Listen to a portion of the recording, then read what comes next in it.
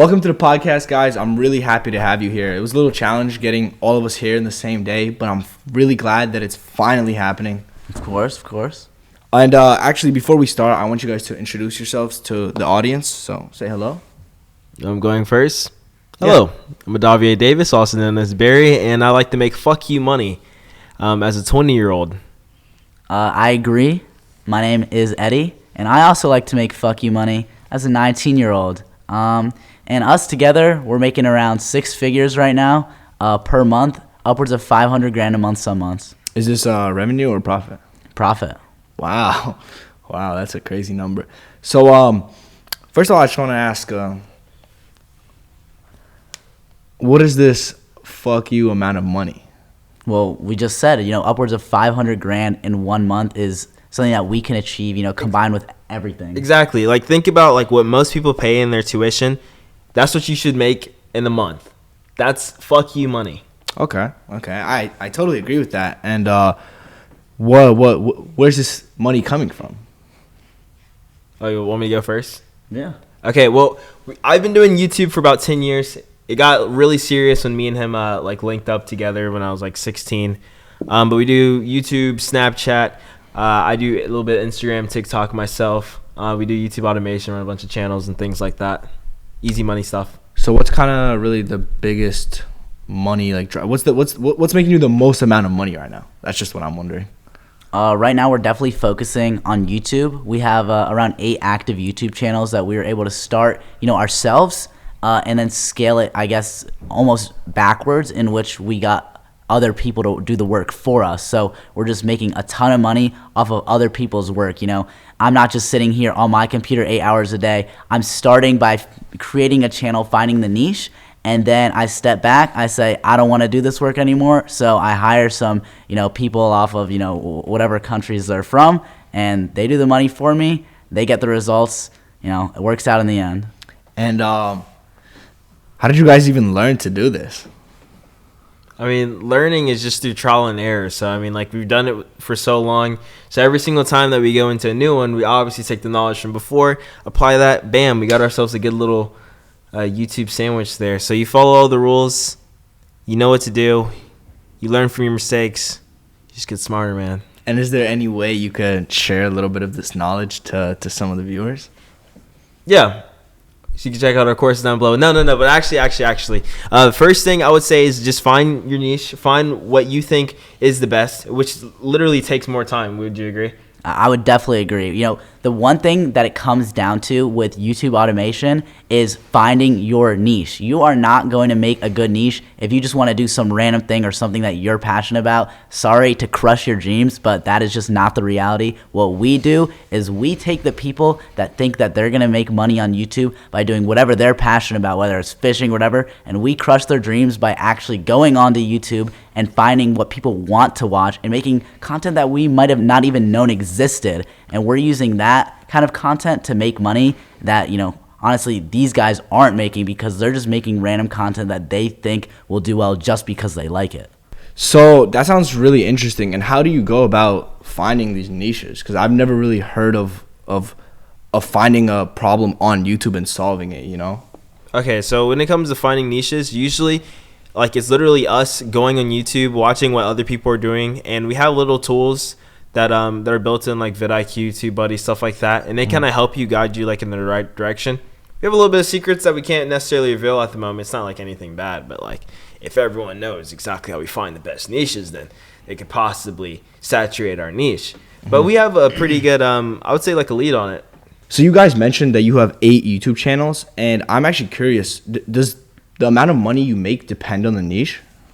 Yeah, each niche is going to have its own RPM. If you're in a niche like finance, you could have maybe up to $20 per 1,000 views, depending on the length of your videos. But if you're doing some trash niche, like something that, only little children watch, for example, you can have an RPM as low as, $1 per 1,000 views. So a lot of the time you can even go for a niche that doesn't get many views, but because your RPM can literally be 20 times higher, you can get maybe 8 times less views, but because the RPM is 20 times higher, you're actually making over 2 times more money with that niche. Interesting. And do you take that into account while you're looking for a niche, or you just want something? 100%. Okay.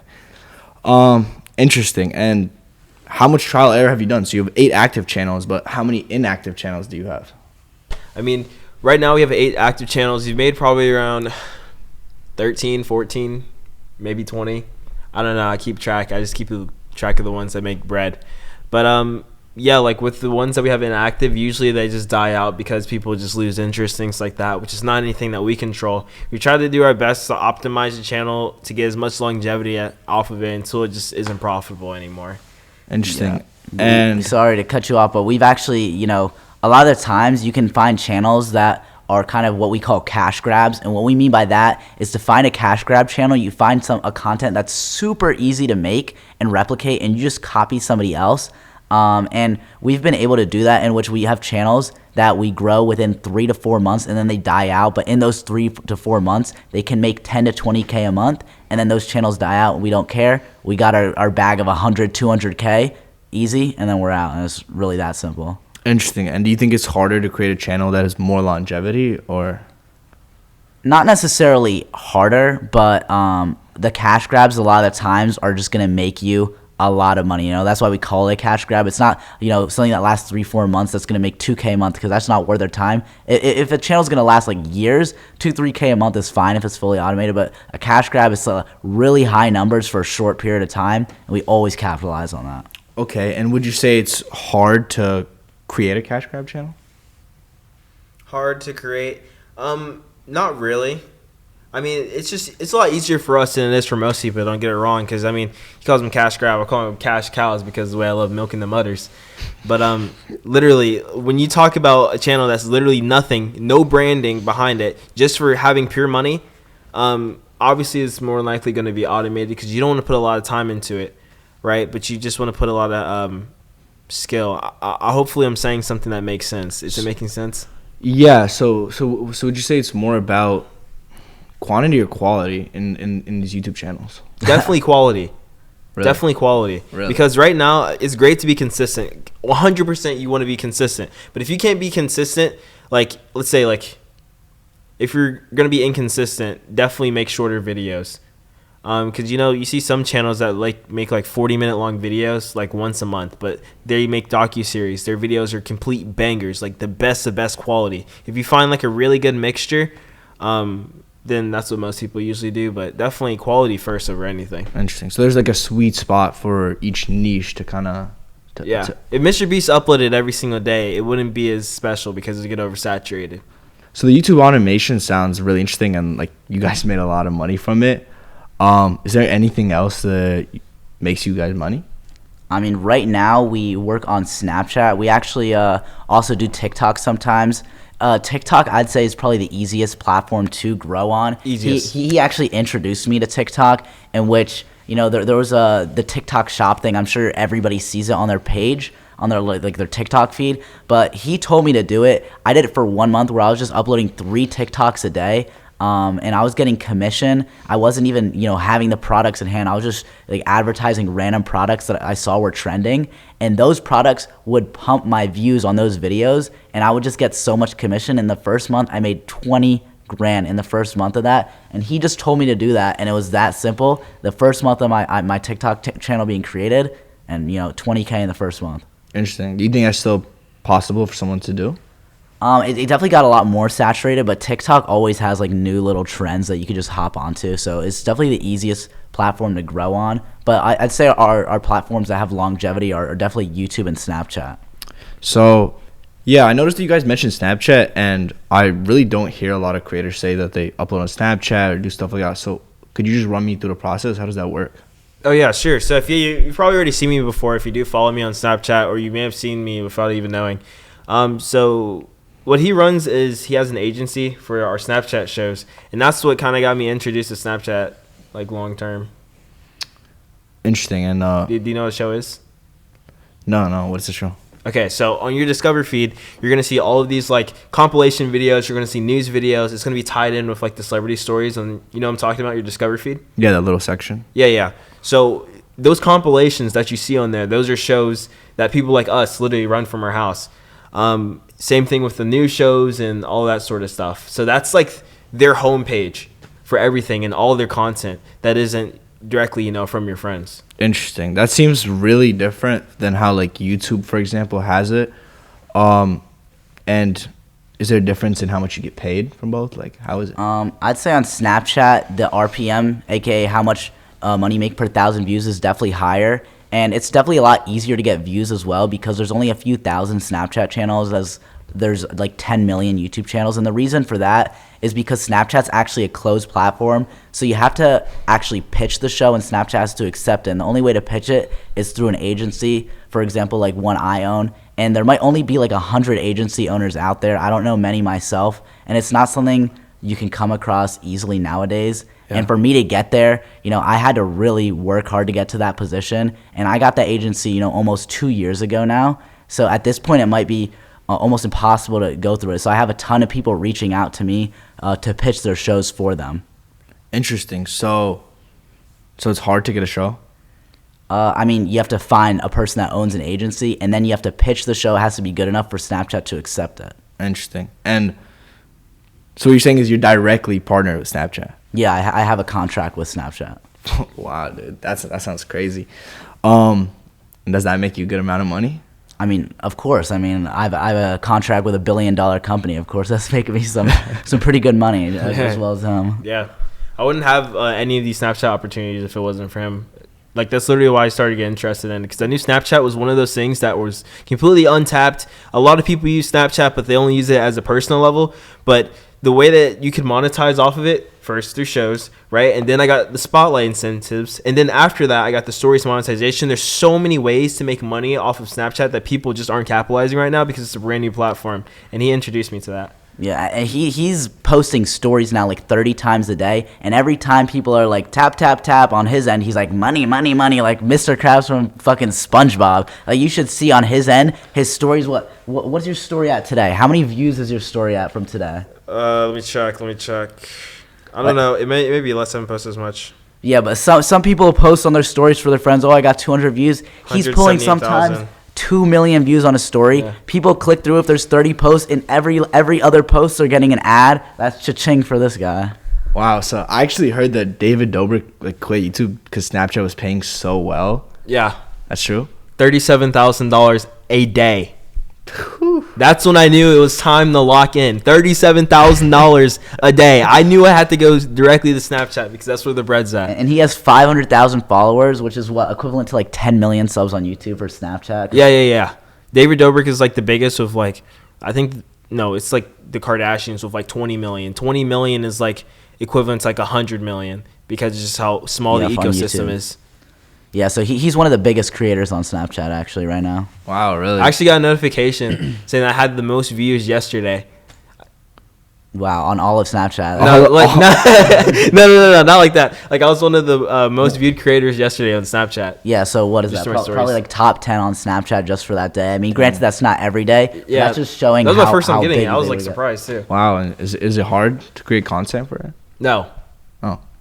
No, but I love it. It took him a year. First off, he had 10 years of being on YouTube, TikTok, other platforms. So he had to get verified on Snapchat by being a big creator on other platforms. And then he had to grind for a year to get monetized. I mean, he is the only person I know that is monetized, and I own a Snapchat agency. So that tells you a lot. I've heard of other people being monetized, but he's the only person I know in person that is monetized. So obviously I think that's not really too easy to do for a regular person. But actually starting a show, like you said, so how if someone wanted to create a show and let's say they came to pitch it to you, what would they pitch to you? Like, what kind of show what would you make? So celebrity news is like what I've always been focused on because I think it has the best RPM of my knowledge, and it's pretty fun. It keeps you active in like the social media world community. I mean, like Andrew Tate's always doing something that's buzzing headlines. Same thing with that fat girl Al Weezy. Yeah, she's a milker. I mean, on my own portal, he ran my two biggest shows at the same time, which they both did around 150 grand the same month. So 300 grand revenue, and then I had other shows that he wasn't running. So in 1 month, I had a month that had over $500,000 in revenue. That was my best month on Snapchat. My profit on that end, I'm not going to disclose too much, but let's say it's a big chunk of that. So. Yeah, no, Snapchat, they definitely do their taxing. Yeah, I mean, all you gotta look at is Snapchat's stock price. I don't know if you've seen it, but their finances are going down and down, and that's because they're pumping money into creators because they want to go against platforms like TikTok and YouTube. So they're literally paying the most. They're just like, creators, here's the money. They're just shoving money in our faces to try and get us to move to that platform. That's why David Dobrik moved to that platform. That's why he moved to that platform. He used to be main on YouTube. He doesn't upload on his channel anymore because Snapchat just pays like literally 100 times more than his YouTube channel. Yeah. So would you say that if you personally had to guess, do you think that Snapchat's doing the right thing? You think it'll give him more longevity by paying creators out, like actually? Well, the thing is, they're probably going to go broke, and most of the people who run Snapchat are a bunch of weirdos, number one. But I think that they have a plan to just spend as much money as possible, and sometimes you see that work with, think about like the Kick and Twitch rival. Like Kick was giving out $150 million contracts to incentivize people to go to their platform. If Snapchat's giving people like David Dobrik, who's now quit YouTube, to strictly go to Snapchat, they're obviously doing something right. And people are catching on more and more that Snapchat is giving away money, and easy money too. Like, think about, you don't have to go and make a full form video. All you have to do is just have a name and post your daily life in pictures, and you can get more money than you ever did on a YouTube video. That's literally insane. That's insane. That is insane. So if someone actually wanted to get into Snapchat, they'd obviously need to go through someone like you, an agency. How would they reach you? You could just contact him. What is it, at Barry IG? You can actually contact him. It's Eddie Eisner. Well, it's going to be easier to find him, but either way, he likes to redirect people to me, whatever. I'm not as big as on Instagram as him. I'm kind of like the behind-the-scenes guy. I'm the guy that owns the Snap portal. I'm the guy that, hires all the people for YouTube automation. I really put that work in, but I don't really care to put my face out there. If it is, I'm not going to be against it. Like, I'm literally on this podcast right now. I don't really care. But he's kind of more of that social media superstar. I've literally been in a McDonald's with him before that somebody came up and asked for a picture. That was like the most random thing that's ever happened. Yeah, that him. wasn't even in my hometown. Yeah, that wasn't. Yeah. Dude, it's getting a little wild, bro. The Snapchat, the ecosystem. Yesterday, I had 2 people honk at me because they knew me, and then people were recording me outside, like in my city. And you think that's all from Snapchat? Yeah, there's like, dude, I watch your stories. I went to Chick-fil-A. He's like, I watch your stories. Like, who says that? That's crazy. Like, usually it's like, oh, I watch your YouTube videos or something. That's so crazy. So what I'm actually personally curious about, between Snapchat Spotlight and shows and all that stuff, and YouTube automation, long form or short form, what would be kind of the harder one? So, like, Snapchat, YouTube, like, what platform is the easiest? Yeah, what platform? Well, sorry, which one's the hardest? Well, which one's the hardest, which one's the easiest, and let's say you were a beginner, what would you suggest them to do? Oh, 100%. I would suggest someone to, dude, if you want to learn basics, go to YouTube. I feel like people should get out of this mindset of going to TikTok for just short form content, because short form content is really bad for branding. We see a lot of people who have like, oh, I have 400K on TikTok and no one actually knows them. Does it really make money? Not as much as YouTube. Yeah, so it's actually really interesting that you bring that up. So you would say there's a big difference between long form and short form on YouTube? Oh yeah, huge difference in long form and short form. Like Mr. Beast was talking about it, like literally like 2 weeks ago. Like if you only make short form content, people are only used to watching you in like 20-second duration, right? Terrible for branding. Terrible, absolutely. So that's why when you try to make long form videos, like no one's gonna listen to you. The people who have it best are people who can talk and make videos for hours at a time, like the Andrew Tates, like the people in podcasts like ourselves, because they're able to captivate an audience that watches them for a long period of time. So much better. Like we're talking the difference between fans and viewers. So you're saying that if I wanted to post a video, you think I should do long form? 100%. Okay. It's so much more worth it. Okay, and so you said that podcasting grabs attention. It's something that's good. What else would be some good niches that people could get into, especially beginners? Like that grabs attention? Yeah. Oh, porn. We got a funny guy over here. I mean, the thing is with short form, you can make a ton of money. Like we have one short form channel that we run that makes around $6,000 a month. And I've only ever ran 2 short form channels, and both of them succeeded. The other one's just inactive now because it eventually died out. But the difference is the short form channel that we run that's making around $6,000 a month, like people watch it and it just gets views because it's in that YouTube algorithm. But I doubt there's like a fan base or that people that are watching even know the name of the channel, if that makes sense. So if you want an actual fan base, even if it's automated and it's faceless, if it's long form, people will remember the name of the channel and all that kind of stuff. So that's kind of the difference between short form and long form.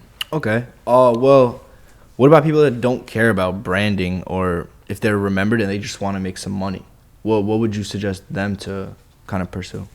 I mean, the easiest place to make money, as we mentioned before, is just Snapchat for sure. But the thing is, because going back to your last question, is that you said, what's easiest and what's hardest. It's easiest to make money and create content on Snapchat, but the problem is the barrier to entry. You have to have a connection to get there. For example, the guy who got me into Snapchat, and then I'm the guy that got him into Snapchat, and then I guess the cycle ended there because he doesn't put anybody onto anything.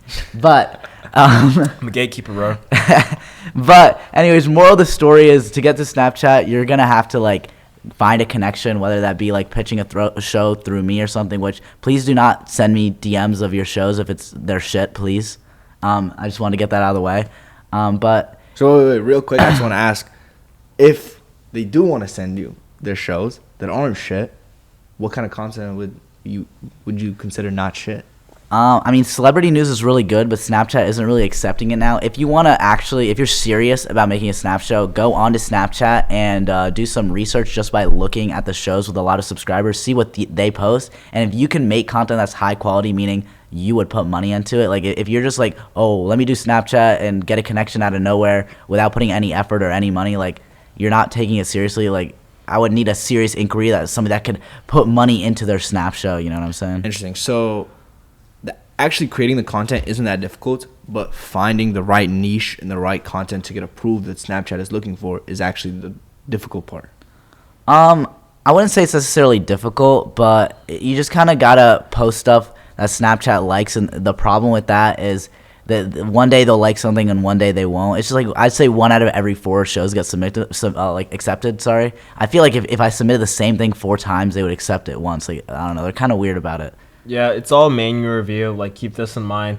And it just literally varies on the person's opinion on how their day is going. Like, if your dog died that morning, you're not getting your show approved just because they want everyone else to suffer the same way that they have. I'm not speaking from personal experience. I might be, but I'm not. Yeah, the one thing I find funny is that there are people, think about it like this. They're in Snapchat, there's a group, there's a team that they review the shows and they accept it. And it's like, okay, this person's sitting here and they accept or deny my show. If they accept my show, that one show is probably going to make me their salary of 10 years. And if they deny it, then nope. It's just so strange that somebody that's salary is like 1/10 of what that show would make me. You know what I mean? Yeah. It's like a really interesting dynamic. But also your show pays their salary.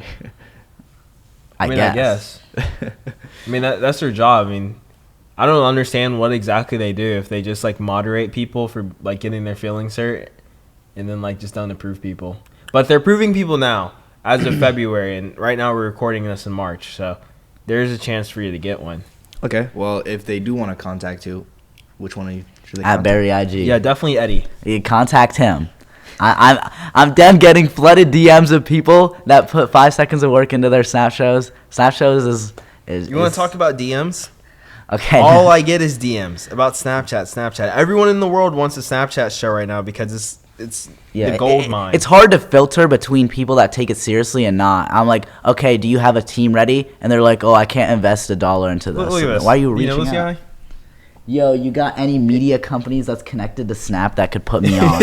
Yeah, let's put him on. Random guy, no Where's fault. just 217K? 217K, sorry. Verified and everything. Oh, wait, I forgot you can pay for Instagram verification. But either way, I've had people that have over 5 million subs on YouTube trying to reach out to me for Snapchat, and I'm just like, no, because even they don't take it seriously. And I know they have money, and they just don't take it seriously. So moral of the story, if you plan to hit them up for a show, do your research and know what you want to make, and don't just send them some bullshit. Yeah, and it won't be free. Sorry. yeah, at this point, if you want to pitch a show through me, it's going to cost you. I mean, not much, but like I literally had a DM the other day where they were like, "Hi, I have all this stuff ready," and they were like, "Oh, I have this whole team." I'm like, "Oh, you have this whole team? Okay, great. So it'd be fine for you to send me 200, and I'll pitch the show, right, to see if you're actually serious about it." No reply. They can't spend 200. They want to make 200 grand in a month, but they can't spend $200. You know what I mean? It's kind of like the most unrealistic. You 100% make it back within like the first 2 days. Yeah. Like actually, I think we could do that. If you get a show, you'll make the money back first week. Yeah, 100%. I've had a show, the first episode. The first episode. I actually, not my show, my friend's show. I swear, he told me this the first day. It was the most viewed Snapchat episode ever. It got 14 million views in one day. The one episode made $260,000. Wow, that is insane. That is a true story, by the way. That's a true story? Yeah, it is. I don't think I ever told you that, but that's like actually true. Dang, I didn't know that. I didn't know that. I wish I made that episode. But so since you guys know so much about Snapchat and kind of pioneering the scene almost, I actually seen, I think you posted a YouTube video or something about Snapchat. So Perhaps. I think you guys are really leading the wave right now. And with YouTube automation, personally, I don't know so much. So I just want to ask you guys, are you willing to teach and help other people learn this stuff? I mean, he's a professional gatekeeper, but I'm trying to convince him to start a course with me so we can teach people, because let's be real, I'm going to keep it a stack, right? If people want to learn, I'm going to charge them, because my time, like, if I'm making 6 figures a month, I'm not going to go, yeah, let me spend 7 hours a day teaching people for free. Like, that's just unrealistic. Yeah. You could pay me, but, it'll be worth it. Like, literally, I had a friend from high school reach out to me. He was like, oh, we were best friends. I was never friends with this kid, and he was asking me for some help, but eventually he was like, well, I'll just pay you, and now he's making $6 grand a month on his YouTube channel. He's been doing it for like 4 months now. So, I mean, moral of the story, invest in yourself. Invest in yourself. Like, it's just, I don't know. It's annoying, I guess, when people want to make so much money and they can't invest in themselves. If you want to make money without investing in yourself, go work in an office job. You know what I mean? Yeah, you need to pay for the knowledge for sure. I mean, that's beautiful to hear. I'm gonna be waiting for that course because I'm definitely gonna join that. But what kind of information you think you'll be putting out there? Well, first and foremost, I'd like to say that we're mainly teaching YouTube, like about YouTube. Mm-hmm. It's when we say YouTube automation, it's not like ChatGPT. You actually have to put work in. We put the work in. We're the 1% that puts in 10 hours a day. I remember I was in senior year of high school. I dropped my day to a half day, and I was working 12 hours a day. I was working over 70 hours a week. Just learning YouTube, because if you don't put that grind in, you're not going to go anywhere. And I had to do that to get that trial and error, and that's why I'm able to teach people so that they don't have to put those 70 hours in. But you still have to put time in, and then eventually you'll learn. You'll have to put in a lot of time, and then it eventually goes down and down and down, and then you make your second channel and then third channel. It kind of starts that way. Oh yeah, literally. Like when things really started going up for YouTube, like I guess the second revival was, I was coming out of college. I had like 3 cents in my name, and my parents were about to kill me again. So I knew what was going to happen, right? I need to lock in. And me being the omega genius that I am, I've concocted the greatest YouTube experiment of all time that involves Minecraft, right? Involves Minecraft, I'm doing ad-libs. And so instantly, within the first month, I finally made money again, and that's where everything literally got back on track. Was the moment I got out of college, I invested in myself with no money in my account. I was editing all of my videos because I couldn't afford to automate anything. That's actually true. Everything is true. What do you mean? I know, but like, it's hard to believe that was like 2 years ago. Yeah, that he was editing his own videos because he couldn't afford to pay $20 to an editor. It was $20 an editor. Now he's sitting here wearing a monk. That's why, like, everything else we said is true, but it's just ridiculous to believe. Not because there aren't people in that situation, but because before that he was already in a good spot. And let's say he wasn't the smartest with his money. Ademar Piguet. Yeah, he could actually afford this kind of stuff now, but before he couldn't, and he thought he could, and then he put himself in a hole, and now he can't afford it. And thankfully, the old him would probably be buying a yacht right now or something. He's actually just buying the stuff he was buying before that he can now afford. Ademar Piguet. It's great that you can actually afford this stuff now. I mean, so you guys are definitely doing something right. So for the kids that actually want to start their entrepreneurship, their online careers, YouTube, Snapchat, all that stuff, what are some words of advice you guys would give? You first. Me first. Ooh, I'd say first off, if you're young, get the connections. I don't care how annoying you have to. Actually, don't be annoying because then people won't like you. But if you can go into online communities, the reason I am where I am right now, this is going to sound so stupid, is because I played Fortnite and met him. He's saying I put him onto Snapchat. The only reason I was able to get this Snapchat position was because I met him. Otherwise, I would never have been in this online community. So me being online, keeping in touch with it, like the people that stayed online made money online. You know, it kind of makes sense. You know, so that's kind of where it is. I'd say if you want to make money online, actually be online. That doesn't mean like just throw away your social life, but don't just sit on a video game all day. Like if you have friends online, those are the perfect people to, you know, motivate. Start with me. You know, if there's a course, it doesn't even have to be us or anything. Like we first bought courses as well. You know, you can group buying courses where you and your friends split it, and then you're all just sitting in like a Discord call of 4 or 5 people, and you all just, instead of paying one large sum of money, you all split it, and you're all learning together, and now you're all creating YouTube channels. Mr. Beast used to talk about this. He would sit in a Skype call all day just learning about YouTube, and it only worked because there was like 6 of them, and every time one of them made a mistake, they would all call him out for it, and that circle just kept helping. So learn. just find friends. And that's the biggest thing, you know. That's why we're where we are. You know, we might be like best friends, and we're working directly together with most of our things. But we have other friends that, you know, help us with stuff, and we help them. You know what I mean? It's not just us two by ourselves. Yeah, piggybacking like what he said, 100%. I would not be here for all the connections I have. Like I've met some really great people who do the same thing that I do, and we all learn off of each other. We bounce back. It's so much more easier to work when you're with a group. And I think another thing I could say to most people who are trying to get into this, because it's mostly like people our age or younger, because, you know, everyone's dream is to make money online, because people think it's so easy. It's not really so easy, but yeah, it's so rewarding. You know, a lot of people are already on their computers now, and especially after COVID and stuff like that, the online business just completely just boomed from people making money out their house. But I would say, number one, just work smarter, not harder. Work smarter, not harder. There are so many people who have a plan, which is great. They put all their energy into it. They think that they're doing so great, putting in 10 hours a day, but they're just not efficient. As a person, you could do it in 2 hours a day, which is why I love automating and things like that. But just make sure you 100% know what you're going to do, what your plan is, and full send it. Make sure it's bulletproof and can't fail. Right. Be ready. Sorry to cut you off. Yeah. Be ready to invest in yourself. If you buy, for example, a course from us, I absolutely guarantee you, if you make 5 YouTube channels, one of them will take off, and you'll have to put money into those YouTube channels, maybe a few $100s each. One of them will take off and make you $5-10 grand a month for the rest of your life. Because I'm saying that because even if it dies out, you'll have the knowledge to make another one. And it keeps going. That's how we have 8 right now, and that's how we had over like 15 channels in total.